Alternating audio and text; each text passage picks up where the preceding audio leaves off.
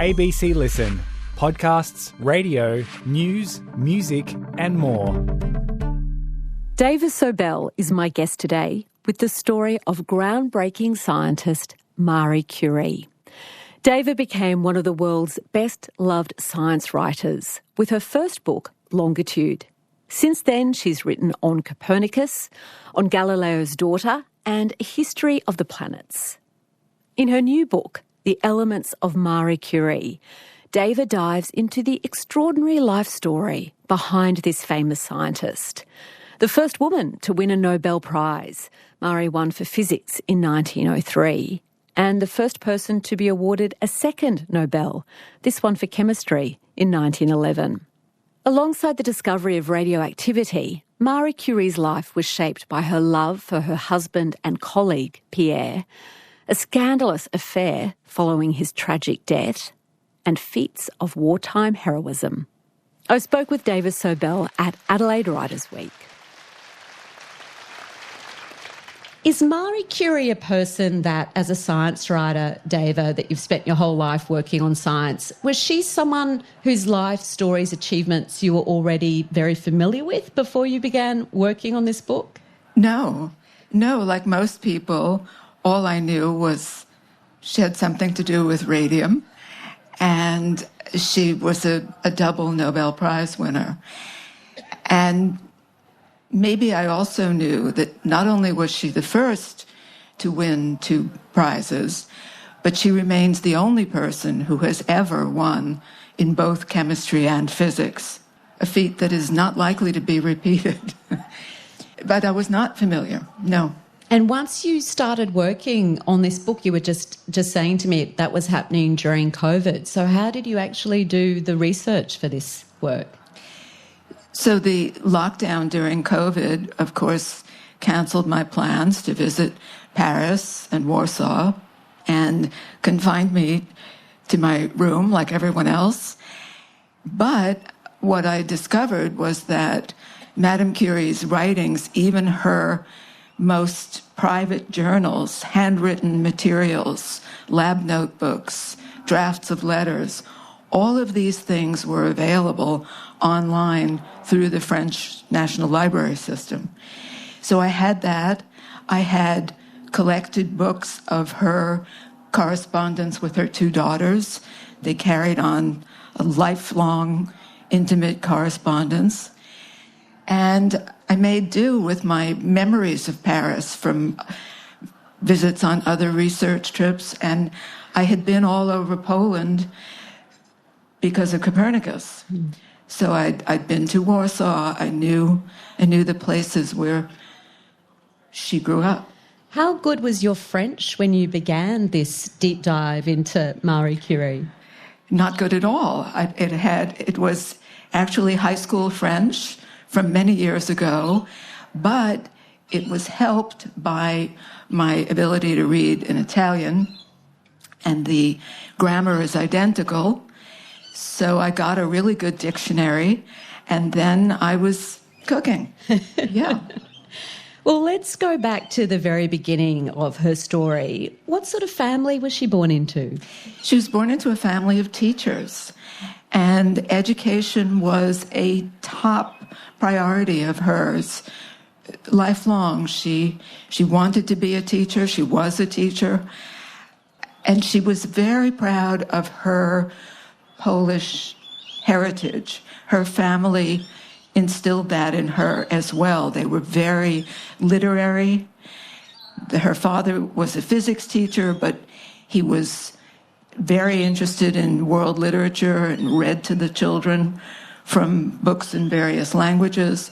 So she had a very strong identification with Poland, even though during her birth, early childhood, until she was well into adulthood, her part of Poland was completely under Russian domination, to the extent where she couldn't even speak Polish in public.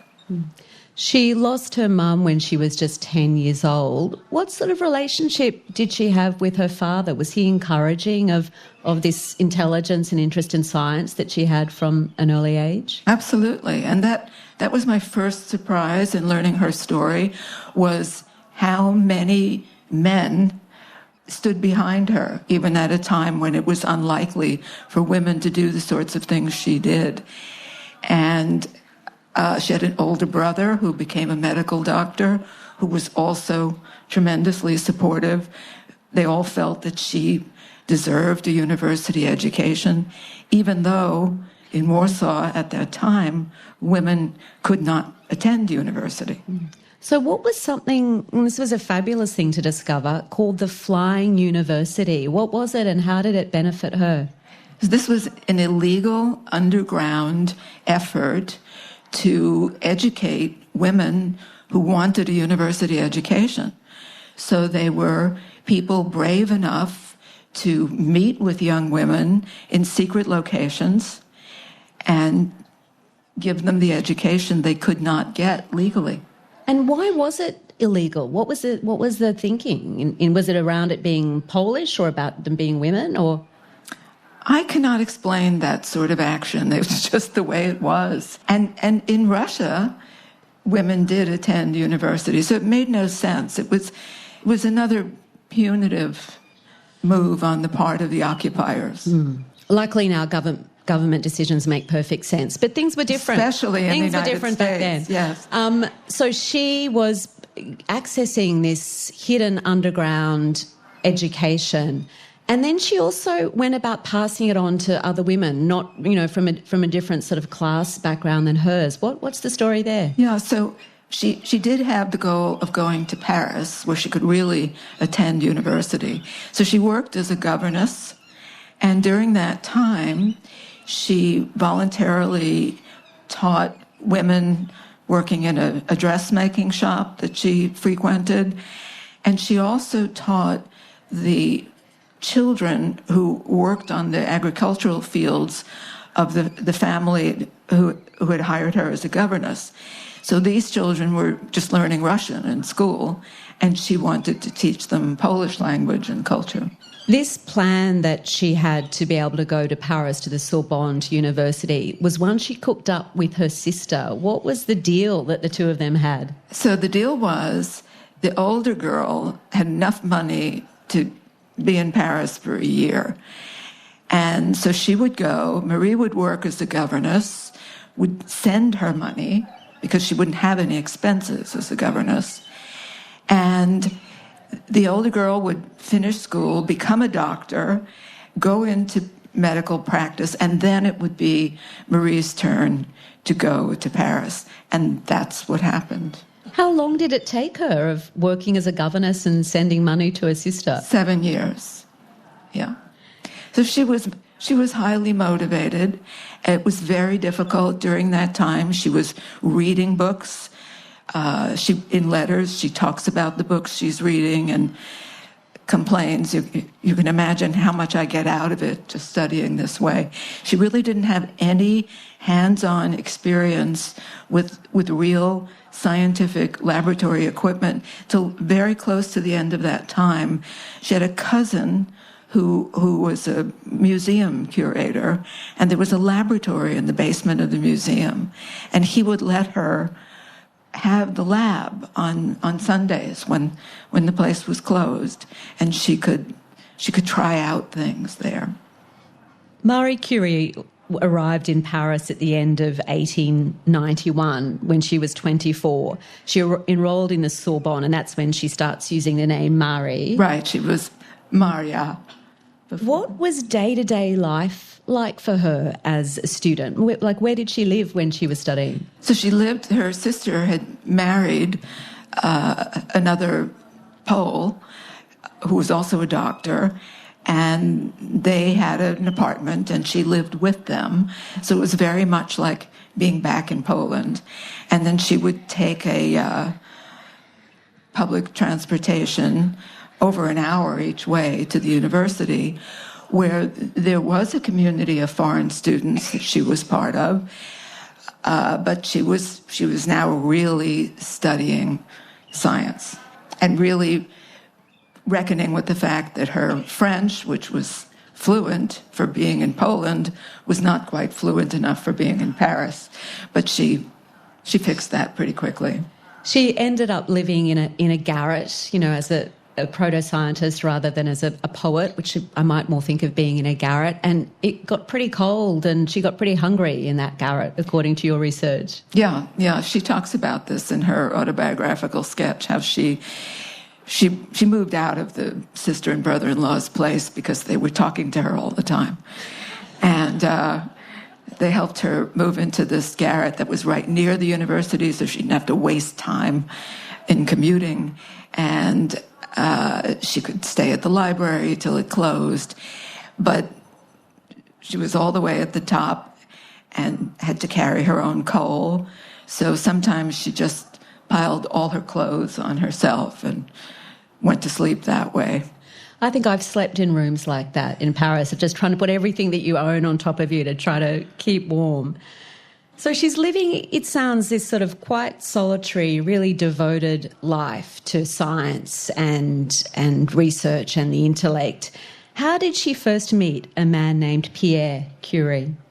She was doing so well in school that one of her professors got her an outside research job. So this was a project for the French steel industry to figure out which types of steel would make the best magnets. And she would be paid for this work. He knew she needed money. And a Polish friend of hers offered to introduce her to a senior scientist in Paris who knew a lot about magnetism and might be helpful. And that was Pierre. And to their mutual surprise, they fell in love. The magnets attracted them. Exactly. Irresistibly. I really loved Pierre in this book. How could you not? He seems like an absolute winner. What sort of man was he? I love the fact that in French, the word for magnet is the same as the word for lover. So it was just poetic. He was a very quiet, serious person. He was not looking to get married. He had already convinced himself that women were a distraction, that women of genius were rare. But when he met her, he had found his perfect partner, and they really did have a beautifully loving marriage, all too short. He was so serious and so just interested in science that he never bothered to get a doctorate. He would take up projects just because they were of interest to him, and then maybe he would publish about them, maybe not. He was eccentric. They were married at Pierre's hometown. How did they get to their honeymoon? On bicycles. Yeah, that was their honeymoon. They rode bicycles along the coast, visited fishing villages. It's a lovely image, and there is a beautiful photo in the book of the two of them on their bicycles just after the wedding. You imagine them setting off together and the sort of conversations they would have had as they were riding through the French countryside. Yeah. I think they actually took the bicycles on the train to the shore and then rode them. Well, they were geniuses, after all. Like, why do that extra riding when you don't need to? So after their marriage, Marie continued her scientific work, which in and of itself was already an unusual thing to do. And after she became a mother 2 years later, she also continued researching. And then what seems a delightfully modern twist, Pierre's father moved in to help care for the baby. This is what every woman scientist needs. And hardly any of them have. The statistic in the United States is that 40% of women scientists drop out when they have a child because they cannot get appropriate, affordable childcare. But right around the time their older daughter was born, Pierre's mother died. And his father just volunteered to come and take care of the baby. And he stayed for the rest of his life. When Marie was paid for this research she'd been doing into steel, which is what had first introduced her to Pierre, what did she do anonymously with a portion of that wage? She repaid a scholarship she had received that it had enabled her to stay another year in Paris. So it was a gift to a future student. Did she Someone she didn't know. She never found out who it was. Just feels, I was saying to Dava before we came on, in this current climate in particular, it just is really beautiful to read this book where people just kept doing good things to one another. I know. Were excited by learning and education and kept paying that gift to people that they knew and people anonymously. So it's good for the spirit to know about Marie Curie. Exactly. I mean, if you have to be cloistered in a room with a person for 4 years during a pandemic, she is tops. Really, just wonderful. So when Marie began her PhD, her focus first of all was on the energy emitted by uranium. What did she realise as she was studying uranium? So this was a very exciting time. X-rays had just been discovered, and people were mad for X-rays. I think in the first year after the announcement in 1895, there were 1,000 scientific papers published about X-rays. And then a Frenchman, Henri Becquerel, discovered that uranium emitted some kind of previously unknown radiation. And that's what she decided to study, because as a newcomer, as a doctoral candidate, she wasn't going to work on X-rays. There was too much research in that direction. So she chose these uranic rays. And the first thing she did was to test every known element to see if anything else emitted the same type of radiation. And she found one other, and that was thorium. But then she started testing various compounds, and she found something that had a much greater emission than pure uranium or pure thorium. And she immediately concluded that there must be an unknown element in that ore that was responsible for this radiation, and that if she tried hard enough, she could find it. And that was the work she took on for her doctoral dissertation. Because if we zoom out just for a moment, Dava, the study of chemistry was being reimagined in the late 1800s thanks to the work of a Russian chemist. And it was the work of Dmitri Mendeleev. What contribution had he made to the study of chemistry, which really alerted researchers like Marie to think there are these elements out there, we've just got to find them? So there had long been an effort to organize the elements into some kind of pattern, to figure out how they related to one another. And he created a chart, which we now see everywhere, this iconic periodic table of the elements. And his philosophy was to work on the weight of the elements. And he when he lined them up that way, elements that displayed similar characteristics fell into certain periods. And that's why it's called the periodic table, because these traits would repeat every certain number of steps up. And he first published this in a Russian textbook. And in fact, her cousin, who gave her the keys to the laboratory, had been a student of Mendeleev. So she was only 1 or 2 degrees separated from him. And this chart, in its first appearance, had gaps. So people were recognizing the fact that not all natural substances were known yet. So there was reason to suspect you could discover new ones. And very shortly after the table was published, 3 new ones were discovered in pretty rapid order. So it was within the realm of possibility that she could do that. And she was sure she had something. And after a little further investigation, she was sure she had 2 new elements. What is pitchblende, and why is it so important in this part of her story? So pitchblende is a uranium ore. It's a uranium-rich ore. And so it was mined for uranium, which had commercial value, mostly as a commercial dye for glassware plates. and then the rest of the material would be discarded.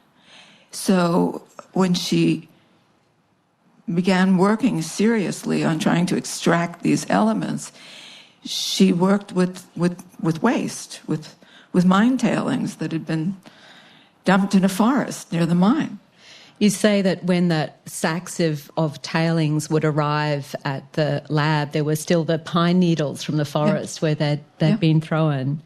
So as she and Pierre were working on breaking down pitchblende to try and find this element and going through this process of crystallisation to achieve higher and higher concentrations of radium, they had all their beakers and flasks set up in the old shed that they used as a lab at that time. And what was unusual about that at night? Why would they go back into the old shed at night after dinner? Well, the material would glow. And so if they went back at night, they could see this beautiful bluish color. And that really heartened them, encouraged them. And Pierre had said to her that he kind of hoped that their new element would have a beautiful color. So that seemed like a good sign to them.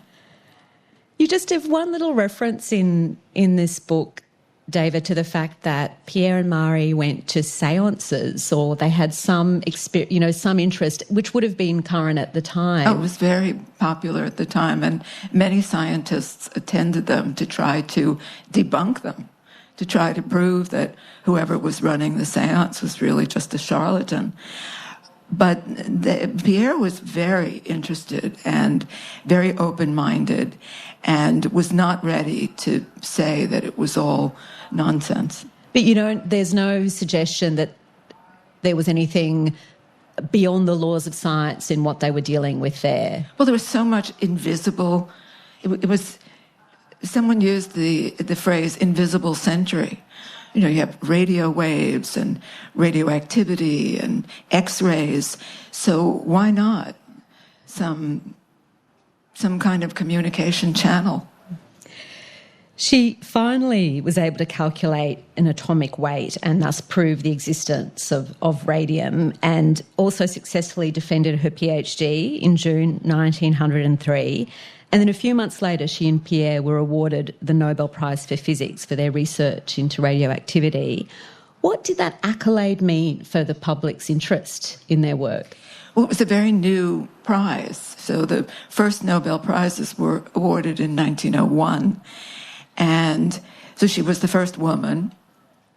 And the fact that it was this couple who shared the physics prize was just irresistible to the press. And that's what brought this tremendous invasion of journalists to their ridiculously under-equipped laboratory. Someone described their little shed where they worked as a cross between a potato cellar and a stable.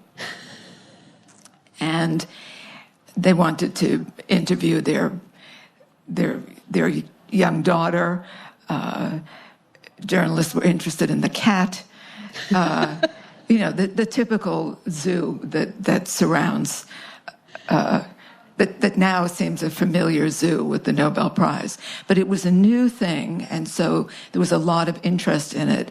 And so they were instantly world famous. You talk about the medal, the Nobel medal, and what it looks like, what's on each side. Yeah. So on one side, there's the face of Alfred Nobel, which makes sense.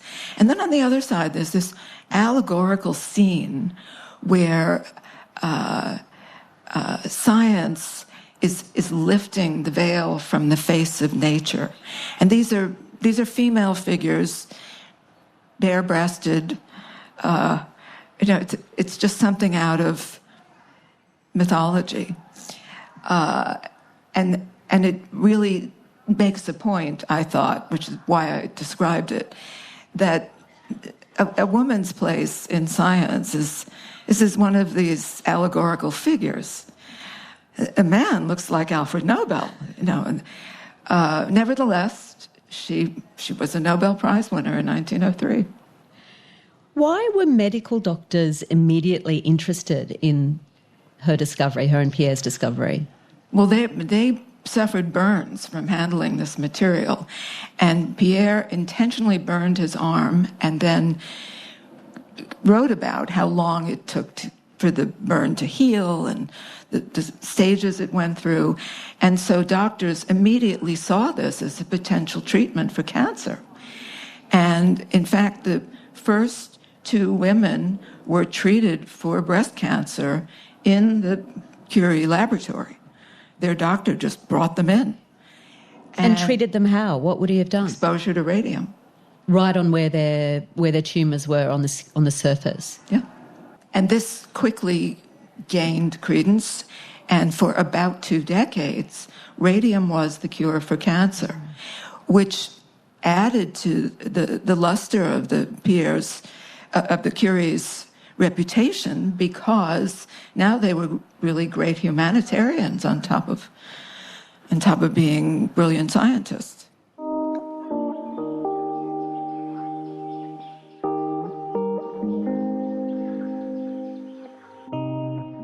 Podcast and broadcast.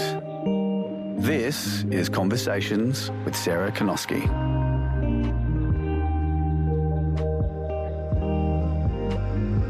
You can find more conversations on the ABC Listen app or go to abc.net.au/conversations.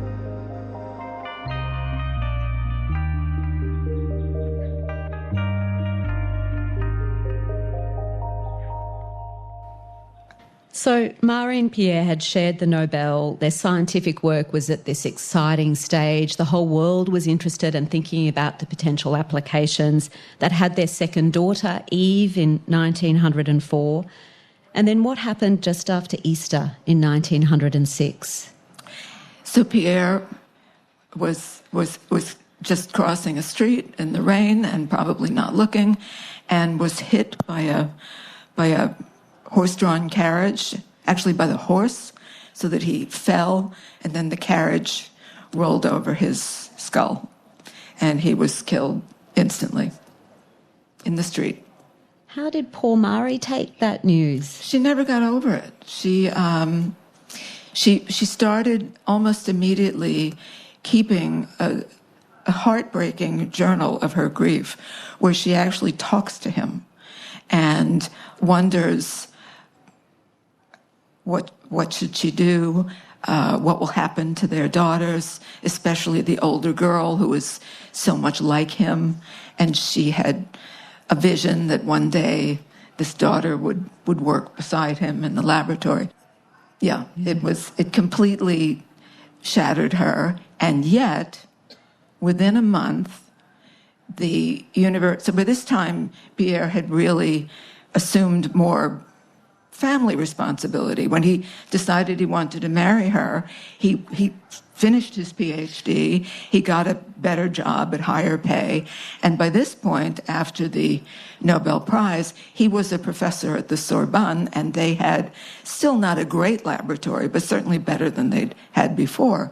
So the Faculty of Science at the Sorbonne offered her the directorship of this laboratory, something that would never have happened to her had he lived, and his professorship, which made her the first woman ever to teach at this centuries-old university.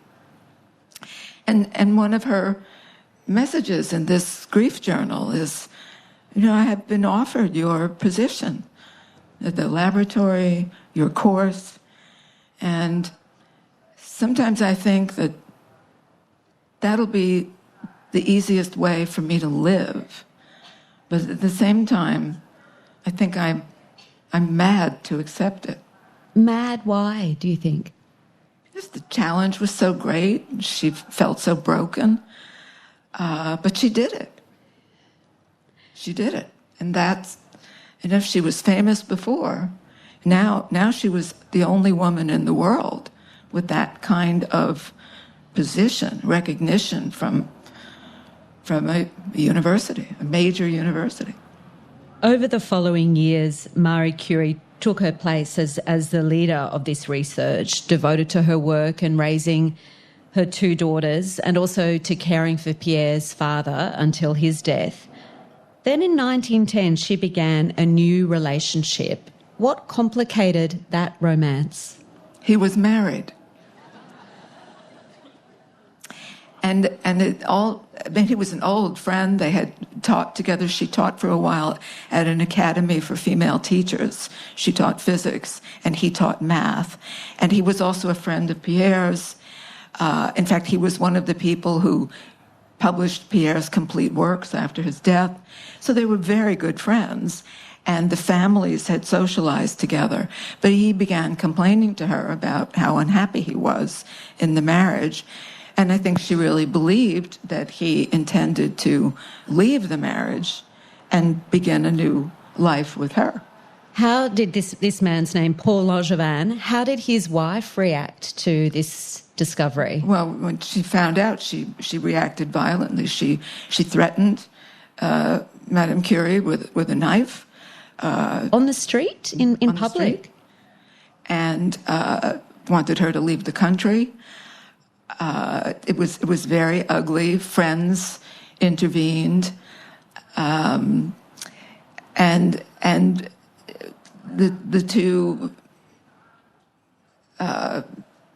just stopped seeing each other, but wrote letters to each other during this very volatile, disturbing period. And it actually became a public scandal. It wasn't just a drama in their immediate circle. Why was that? Yes, because the letters that they were writing to each other were kept in an apartment where they used to meet, and somehow the letters were stolen. Madame Langevin had a relative who was a newspaper editor, and so Marie had been at a very exclusive physics meeting with Paul Langevin, but also with Albert Einstein, Ernest Rutherford, other people. And when they came out of this meeting in Brussels, the news of the affair was in headlines. And so this was a tremendous public embarrassment, scandal. And right at that time, she got word that she had won the 1911 Nobel Prize in chemistry. And she offered the Nobel authorities, she said, perhaps I shouldn't come to the ceremony because of all this hubbub. And they said, no, no one in Stockholm believes the lies in the French press. So she was all set to go, and then they changed their minds and told her not to come. And then that really upset her, so she did go. And she showed up with her daughter and her sister and gave her speech and went home with her second Nobel medal.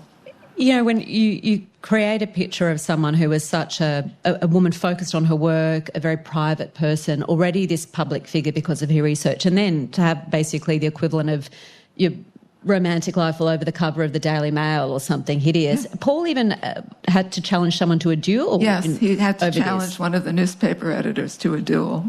Yeah, those were the days. How did that? Pistols. With pistols. Yeah, but they didn't fire. Neither one of them fired. And then the editor reportedly said that he didn't want to deprive French science of a great brain. There you go. I'm sure they'd say the same, the editor of the Daily Telegraph here or whatever the equivalent, the advertiser would say the same. Albert Einstein, who, as you mentioned, she'd met with in professional circles, he was a real staunch supporter of hers during this time. And of Langevin's, and just felt it was horrible that anybody would dare to talk about them in this nasty, carping way. He also very much admired her because he said he had never met anyone who could come away from fame totally uncorrupted. They went hiking together. You have a photo of Einstein and his son and Marie and her two daughters. I wonder what sort of conversations they had as they were hiking the mountains. I'm sure it was all about science, yeah. All this romantic drama took a backseat, of course, when war broke out in 1914. What idea did Marie Curie have to help with the wounded? Well, this was one of the most stunning aspects of her life, I think. And I had known nothing about this. So, of course, she knew all about X-rays. And she had connections with the medical community. And her first thought was, this is the first war where it will be possible to X-ray wounded soldiers. So she got someone to give her a car, and she outfitted it with mobile X-ray equipment, and she began driving it. She didn't drive. She didn't know how to drive yet. So she had someone driving her to hospitals, then to field hospitals, and ultimately got permission from the armed forces to go to the front and to convince the doctors who really didn't have a lot of experience with X-rays what a tremendous boon this was. And then she would try to set up a standing X-ray unit at whatever hospital she visited. And she brought her daughter into this work. The daughter was in university at the time, but took a nursing degree so she could go work at these. It probably wasn't even a degree. It was an emergency nursing course for a year that enabled her to be an X-ray operator at these hospitals. And then, because the need was enormous, Marie began a 6-week course where she asked ordinary French women, not particularly science savvy, but just interested in helping the war effort, to volunteer for this class. And they learned all about X-rays and human anatomy. And then they could go off and be X-ray technicians. And she trained 150 women during the war to do this work. What role did that original X-ray car, the little Renault that Marie had fitted out, what role did it play in the celebrations at the end of the war? Oh, yeah, in the victory celebration, she and a colleague just were driving it through the town, and people would jump on top of it, and as though it were a little parade float. Yeah. So did this restore her reputation with the French people then? You know, she'd been totally. so hounded over this affair. Did this change things? Totally. She was a great heroine at this point. And we haven't talked about the fact that she did try to get into the Academy of Sciences. She would seem a fairly reasonable nominee. She was the national expert on radioactivity, which was a term she coined. And colleagues had nominated her when a vacancy came up in the physics section, and she did have a good number of supporters, but many people felt that immutable tradition maintained that only men could be in the academy, and she lost the vote. And she never commented on it. She never tried again. And it was an embarrassment for the Academy that she could not present the work of her laboratory at meetings. She could not be called upon to judge other projects, to have a vote, a voice in who won particular prizes. Did she write about that? I mean, she didn't make public comment. What about in her private journals or letters? Was she I never saw infuriated? Anything. She wasn't one to complain.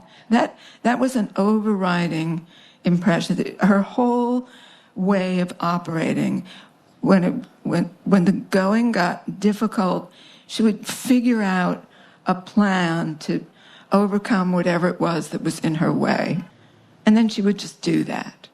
In those early years of research into radium and radioactivity, when she and Pierre worked in the old shed and had the beakers and flasks glowing in the evening, they were experimenting partly with the dangers, with the risks of this material, like letting themselves burn it, not know.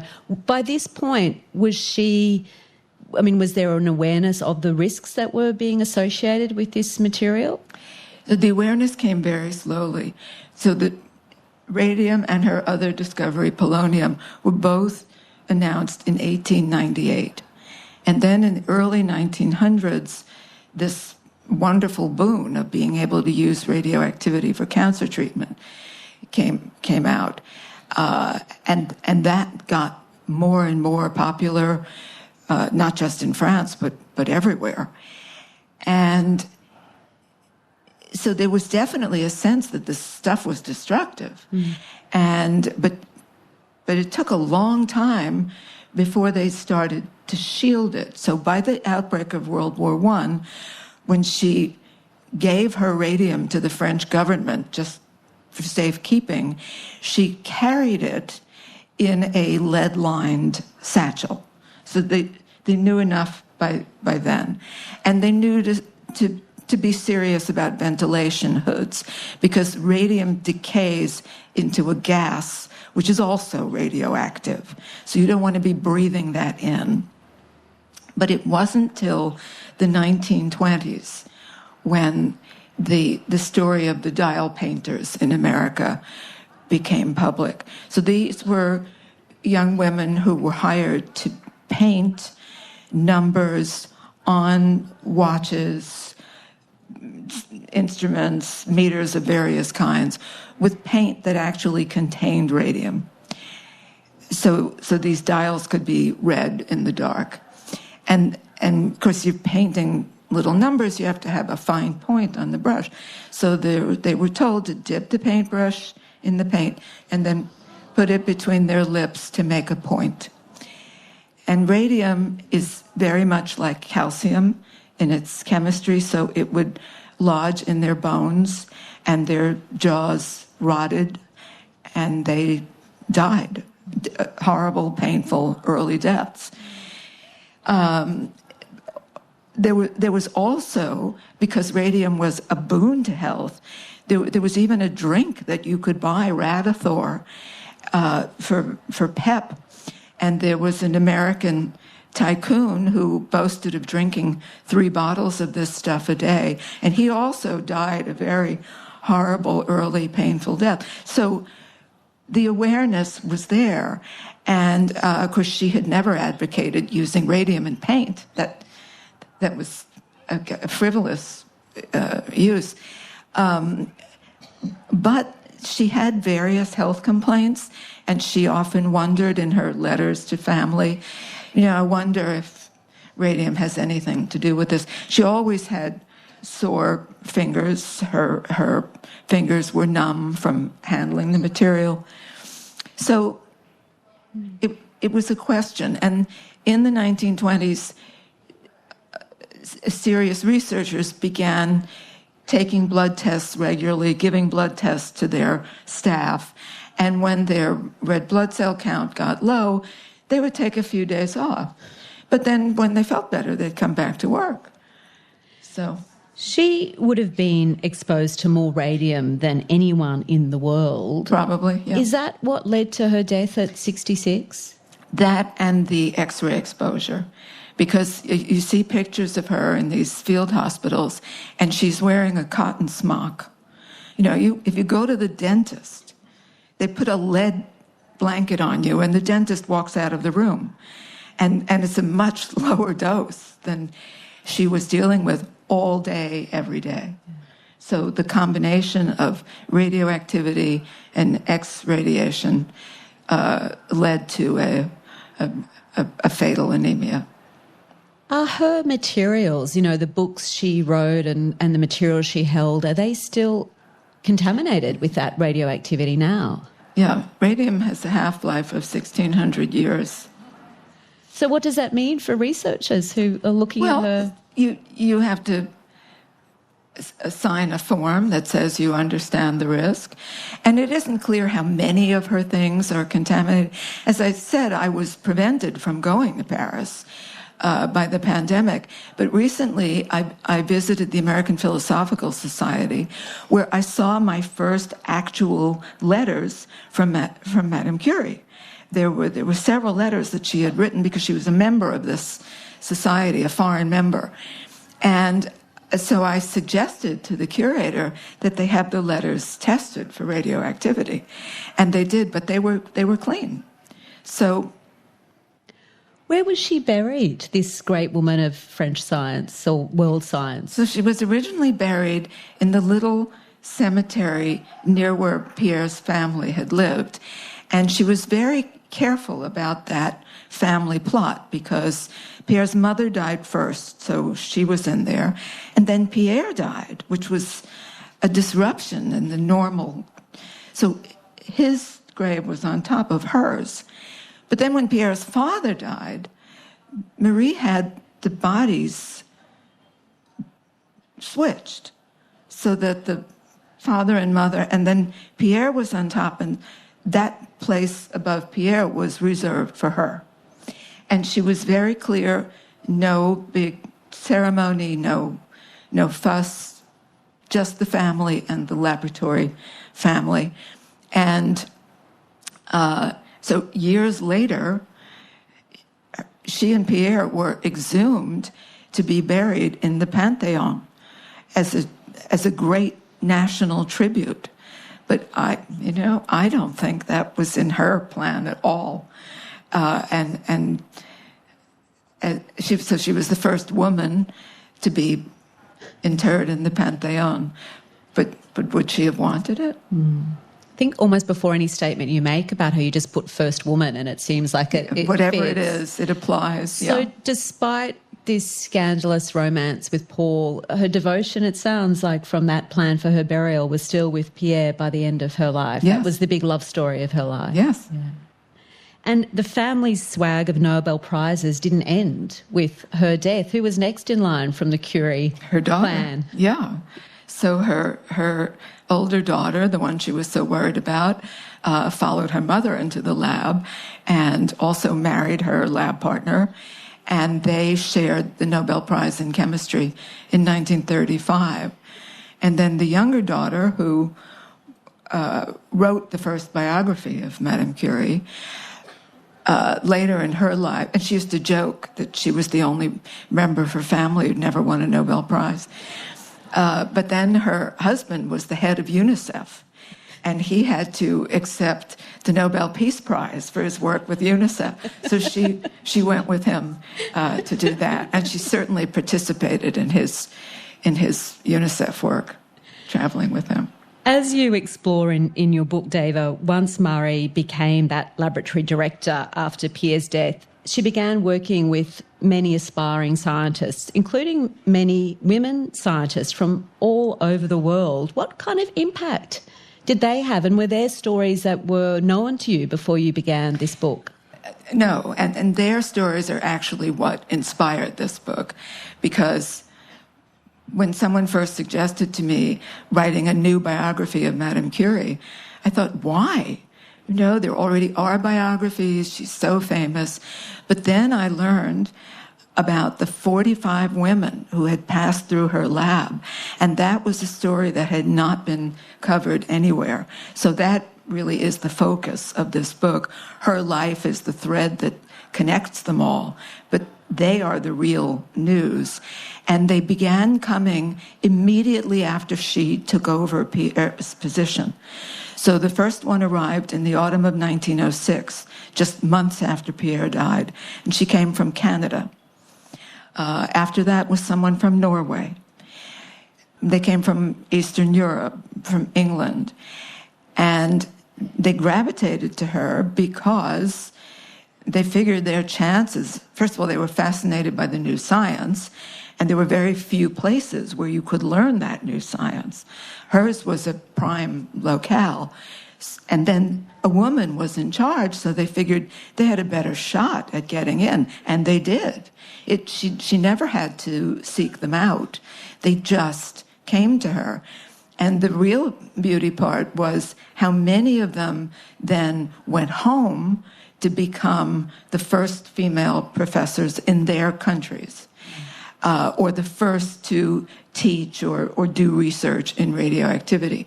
So that was tremendous. And she was not limiting her staff to women by any means.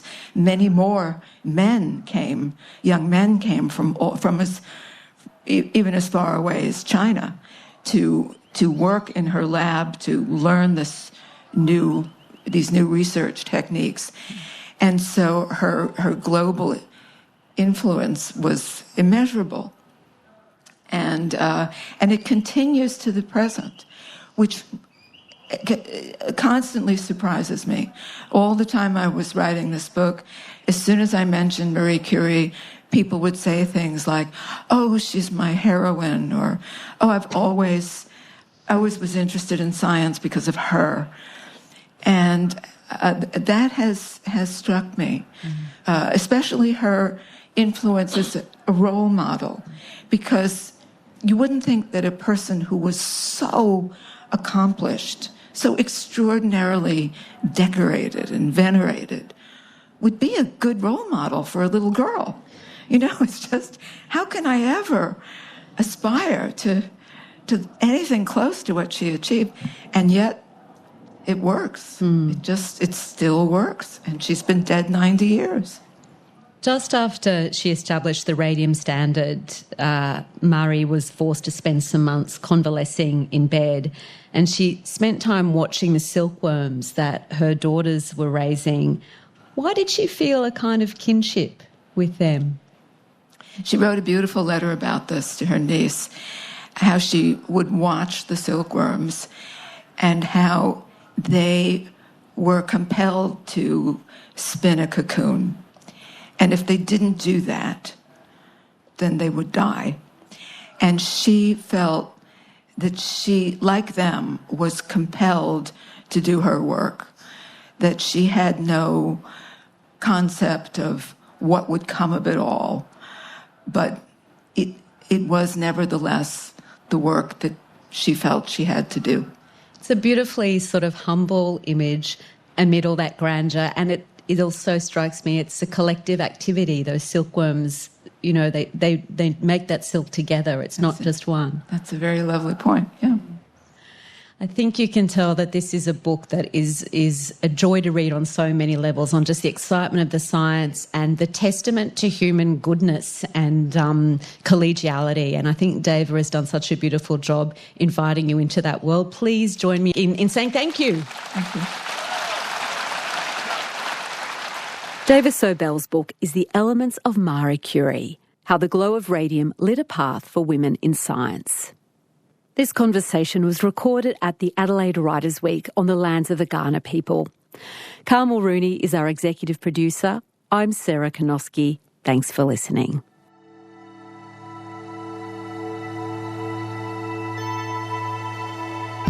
You've been listening to a podcast of Conversations with Sarah Konoski. For more Conversations interviews, head to the website abc.net.au/conversations.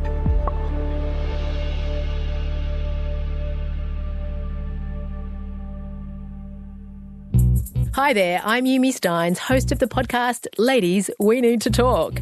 I'm really excited because I've got to let you know we have made a special mini-series all about perimenopause, which will be dropping from the great big ovaries in the sky every Tuesday for the next 4 weeks. We're looking at what's going on with our bodies, our brains, and our sex lives during this phase of life. We'll also meet women who've gone into perimenopause at a young age. The Perimenopause Diaries on Ladies We Need to Talk. Catch the episodes on the ABC Listen app or wherever you get your podcasts.